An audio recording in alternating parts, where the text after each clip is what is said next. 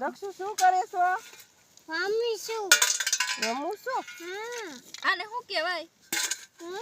શું કહેવાય આને? પાંડા પાણા પાણા નો કહેવાય, ઢેફા કહેવાય, ઢેફા. સોરી હું ભૂલી જઈશ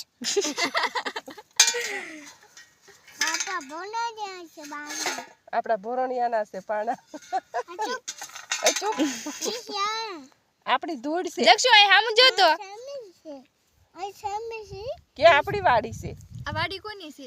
મારી દોનોની છે દોનોની છે. કોણ દોનો?